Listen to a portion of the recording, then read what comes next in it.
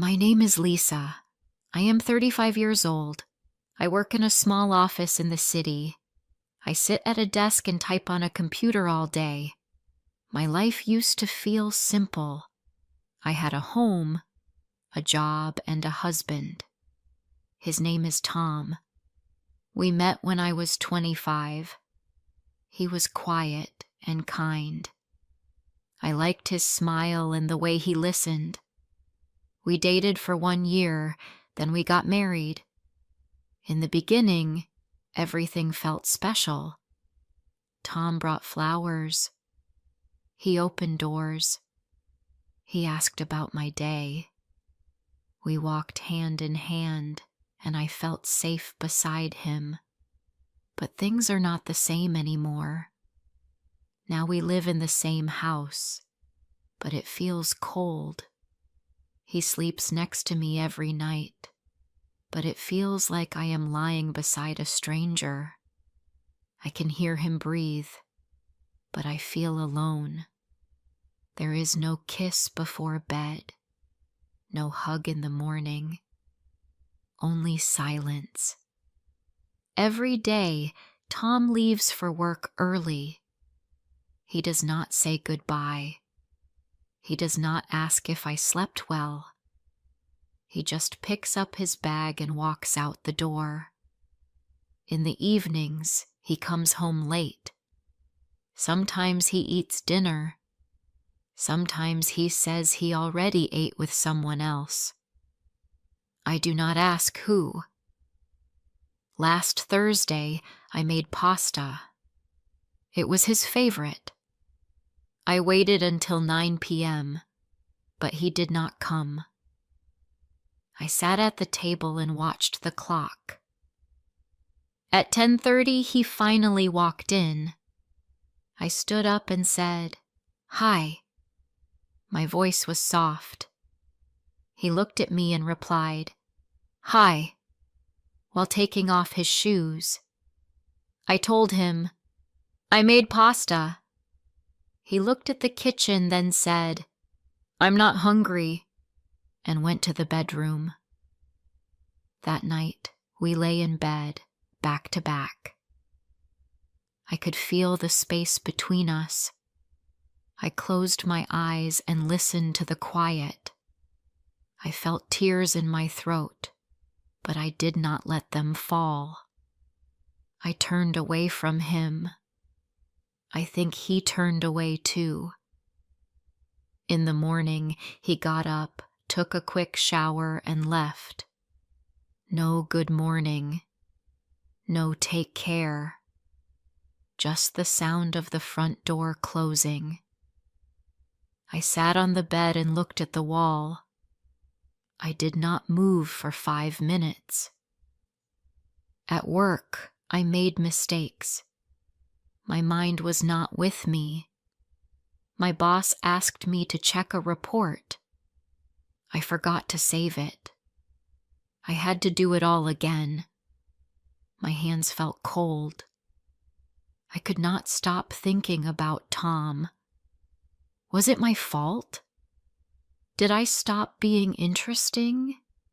Did I stop being pretty? That evening, I wanted to try again. I bought chicken and vegetables. I cleaned the house. I wore a nice blue dress he once said he liked. I even wore the same perfume I used years ago. I cooked a warm dinner. I lit a small candle and waited. Tom came home at 8:45. I smiled and said, "I made dinner. Your favorite." He looked at the table and said, "I'm tired. I'll eat later." Then he sat on the couch and stared at his phone. I sat across from him and said nothing. I picked up my fork and ate alone. The food was warm, but my heart felt cold. I kept looking at him, hoping he would say something. He didn't. After dinner, I sat next to him on the couch. "Tom," I said. He didn't look up. "Do you still love me?" I asked. He turned his head and looked at me. His face had no emotion. "Why do you ask that?" he said. "Because you don't talk to me. You don't touch me. You don't see me," I said. He stood up and replied, "I'm tired. I don't want to talk about this now." He walked away and closed the bedroom door. I sat there, looking at the floor. I felt something inside me break. It didn't make a sound, but I felt it. The next day, I stayed late at work. I didn't want to go home. I didn't want to face the silence again. My friend Sarah stopped by my desk. She looked at me and said, "You look tired." "I'm just busy," I said. "You also look sad," she said. I looked down. I didn't know how to reply. "Do you want to talk?" she asked. I shook my head. "Maybe later," I said. That night I came home around 8 p.m. Tom wasn't home yet. I sat in the kitchen and drank tea. I looked at my phone. No message. No missed call. Nothing. At 11:30, the door finally opened. Tom walked in, quiet. He didn't look surprised to see me awake. He said, "Hey," and walked to the bedroom. He smelled like perfume. Not mine. A strong, sweet smell. I stayed quiet. My hands gripped the teacup. I felt something sharp in my chest, but I said nothing. I followed him to the bedroom and lay in bed. He turned off the light and lay down beside me. The bed felt too small and too large at the same time. I didn't sleep that night. In the morning, he woke up late. He rushed to get ready. I watched him tie his shoes. He looked up and said, "I have a meeting. I'll be home late." I nodded. He grabbed his bag and left. Again, no kiss, no goodbye. I sat on the bed and looked around the room. The bed, the lamp, the mirror, the clothes. Everything looked the same, but everything felt different. I looked at the spot beside me where he sleeps every night. I whispered to myself, "I sleep beside a stranger." I got up, took a shower, and went to work. But the truth followed me. It sat with me on the bus. It stood with me in the elevator. It stayed with me at my desk. I was not sure what to do. I was not sure how to fix something that didn't speak anymore. At lunch, I sat outside with Sarah. I looked at the street, the cars, the people. "Is it still Tom?" she asked. "Yes," I said. "You don't look happy," she said. "I don't know how to be happy anymore," I replied. She looked at me and said, "Then maybe it's time to ask yourself a hard question." I didn't answer, but I knew the question, and I knew the answer might change everything. The next morning, I got dressed and left early. I did not eat breakfast. I did not say goodbye. Tom was still in bed. I did not want to see him. I just wanted to be alone. At work, I tried to stay busy. I answered emails. I printed papers. I made coffee. But my heart felt heavy. My hands felt weak. I could not smile. Before I share the rest of my story, I want to ask you something. Where are you listening from? Sometimes I wonder if someone out there truly hears me, someone who understands what I'm feeling. It gives me strength to know I'm not alone. So please, tell me in the comments. At lunch, Sarah came to my desk. She said, "Come eat with me." I did not want to, but I said yes. We sat on a bench outside. The sun was warm. The sky was blue. But inside, I felt cold. Sarah looked at me and said, "Lisa, you do not look okay." I looked down. I feel lost. "Did you talk to Tom?" she asked. I shook my head. "He does not talk. He comes home late. He eats alone. He sleeps beside me, but I do not feel him. Do you think he still loves you?" I did not know the answer.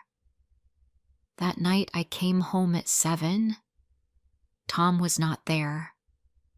I took a shower. I changed into soft clothes. I sat on the bed and looked at my phone. Still no message from him. At 9:30, I heard the door. I stayed in the bedroom. He walked in, looked tired, and placed his bag down. "Hi," he said. "Hi," I replied. He changed his clothes and sat on the couch.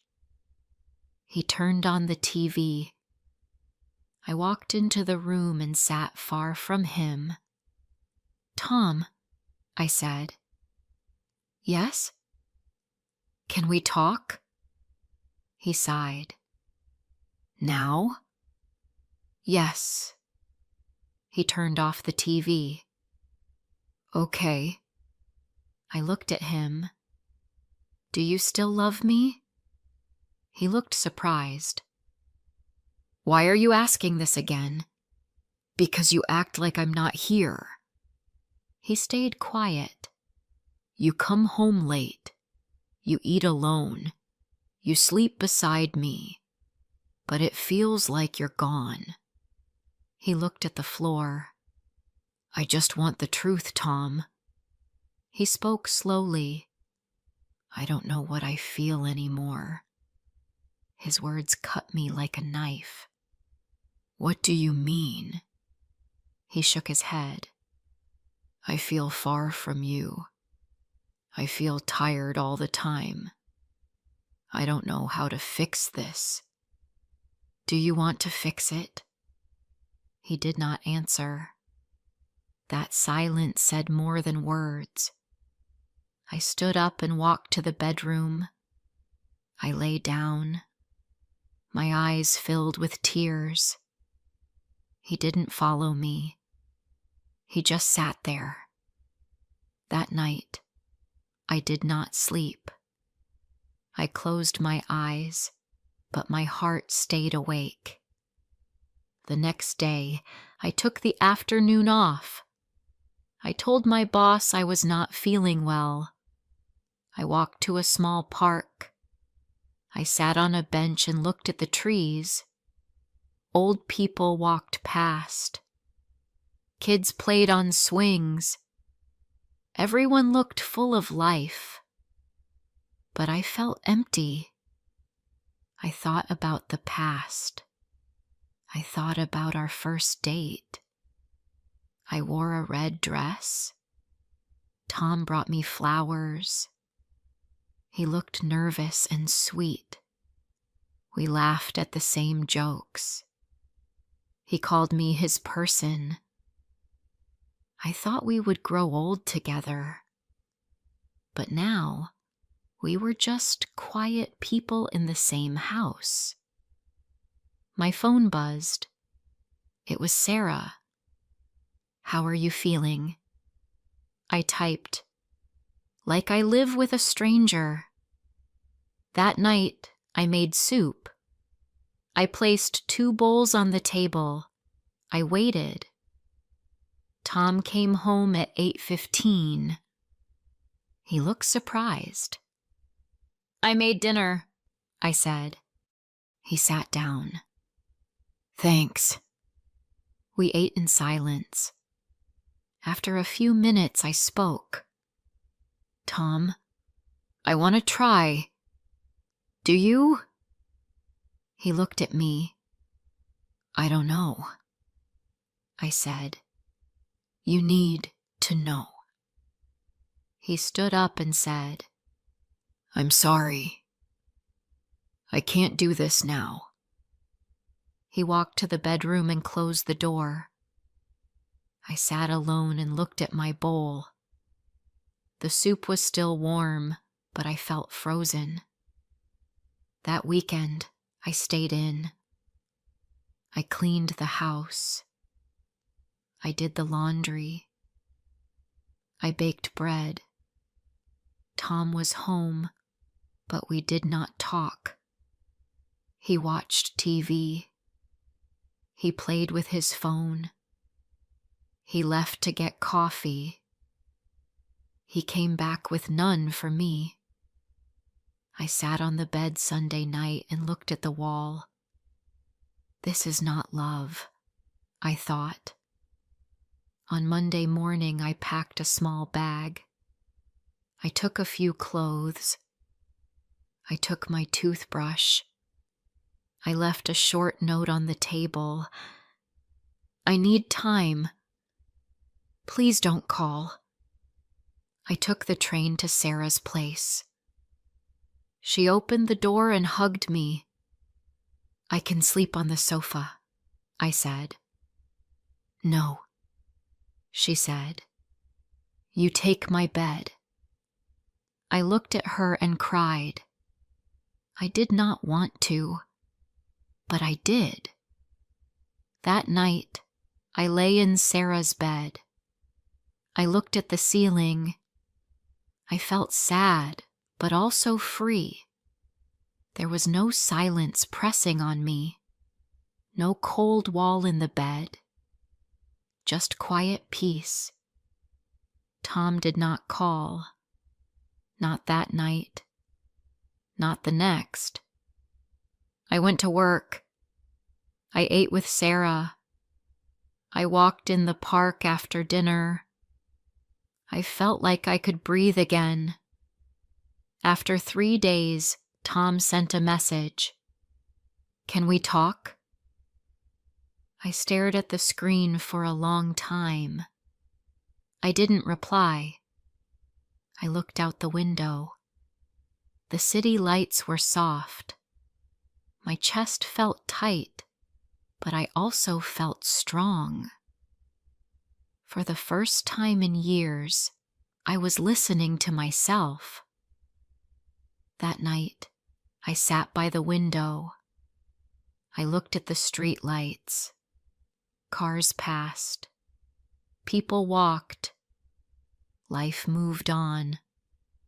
I held my phone, still looking at Tom's message. He wanted to talk, but I didn't know what to say. I stayed at Sarah's place for one more night. She made tea and told me, "You don't have to go back just because he asked." I nodded. "I know. I just feel tired. Everything feels heavy." "You don't have to decide now," she said. "Take your time." The next morning, I woke up early. I sat in the kitchen with a cup of coffee. I thought about my life, about Tom, about the love we used to have. It was real once, but it felt so far away now. It felt like another life. I looked around Sarah's small apartment. It was quiet, clean, warm. I felt safe there, but I also knew I couldn't hide forever. That afternoon, I texted Tom. "We can meet. Just talk. Nothing more." He replied fast. "Okay. At home? 7 p.m.? Okay." At 6:30, I stood outside our door. My heart beat fast. I held my bag close. I didn't know if I was ready. I didn't know what I wanted to hear. I opened the door. Tom was already there. He looked different. Not sad. Not angry. Just quiet. He said, "Hi." I said, "Hi." I walked in and sat on the edge of the couch. Tom sat across from me. For a long moment, no one spoke. Then he said, "Thank you for coming." I nodded. He looked down and said, "I've been thinking a lot." I waited. "I was not kind to you. I was not present. I made you feel alone. I know that now." I looked at him. His voice was soft. "I didn't know how to talk about my feelings, so I said nothing. That was wrong. I just stopped trying." I felt something rise in my chest. I said, "You didn't just stop trying. You stopped seeing me. I was there. Every day. And you walked past me like I was part of the wall." Tom looked like he wanted to cry. "I know," he whispered. "It's not just your fault," I said. I also stayed quiet. I waited. I hoped. I wanted you to notice me, but I never told you how much it hurt. He wiped his face. "I was afraid.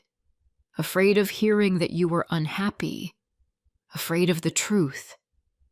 I said, "But the truth came anyway. It always does." He looked at me. "Lisa, I miss you. I miss what we had. I want to try again, if you'll let me." I sat still. I thought about all the quiet nights, the lonely dinners, the empty space beside me in bed. I looked at the couch, at the table, at the floor. Every part of the house held memories, good and bad. Then I said, "Tom, I'm tired. I'm tired of feeling small in my own home. I came today to listen, not to decide." He nodded slowly. "That's fair. I don't hate you," I said. "But I don't know if I can trust you again. Not yet." He didn't fight. He didn't push. He said, "I'll wait." I picked up my bag. "I'll go now." "Okay," he said. "Take care." I walked out the door. The air outside felt cold, but my heart felt clear. Over the next few days, I stayed at Sarah's place. I went to work. I listened to music. I read small books. I talked more. I smiled more. Sometimes I cried, but the pain started to feel lighter. One evening, Sarah asked, "Do you think you'll go back?" I said, "I don't know. Maybe. But not as the same woman. Not with the same silence." "You're stronger now," she said. "Maybe," I said. "Or maybe I just remember who I was before." The next weekend, I met Tom again. This time, we went to a small coffee shop near the park. He looked nervous. I sat across from him. He said, "I started seeing a counselor. Just one session so far." I was surprised. "Why?" "To learn how to talk, how to listen, how to fix the parts of me that forgot how to care." I nodded. "That's good. I'm not asking you to move back now," he said. "I just want to be better." I looked at his eyes. "Not for me. For yourself." "Yes," he said. "For myself. And maybe for us." We sat in silence for a minute. It was not a heavy silence. It felt honest. I said, "I'm still hurt, Tom. I'm still unsure." "I understand. Sometimes I still feel like I slept beside a stranger." He looked down. "I was that stranger." We finished our drinks. He said, "Can I see you again?" "Yes," I said, "but slow." "I can do slow," he said. And this time, I believed him. A few weeks passed. We met once a week. No pressure. Just coffee, walks, small talks. He kept going to his sessions. I kept taking time for myself. One Sunday he said, "You look lighter." "I feel lighter," I said. That night, I looked at a photo of us from years ago. We were laughing. We looked young. I didn't cry this time. I smiled. Tom sent a message. "Thank you for giving me a chance to change." I replied, "It's not a second chance. It's a new one." We were not back to normal. Maybe we never would be. But we were not strangers anymore.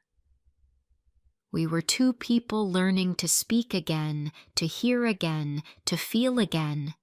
If you liked my story, please like, comment, and share. More simple and emotional stories are coming soon.